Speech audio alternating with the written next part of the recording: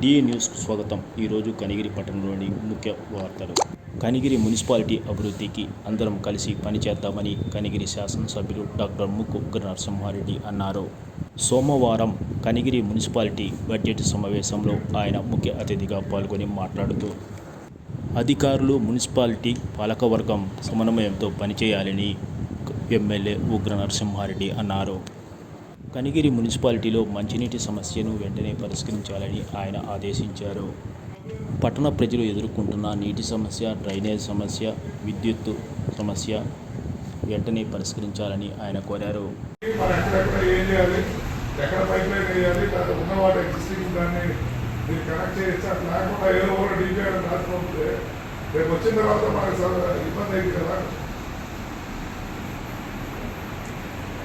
DPR మీరు అమృత్ పంపారు, కనిగిరి అమృత్లో ఉందా లేదా? మున్సిపాలిటీ అంటే అమృత్లో ఉంది.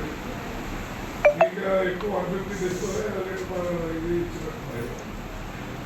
దానికి మనం డిజైన్ అంటే ప్రాపర్గా కూడా అవగాహన లేకపోతే కన్సల్ట్ చేస్తున్నా ఈ డబ్బులు అక్కడ ఖర్చు పెట్టి వాళ్ళు ప్రాపర్ డిజైన్ చేయించి మన సిస్టమ్ లేకపోతే ఎప్పుడు కనిగిరి సమస్య కూడా తీరదు.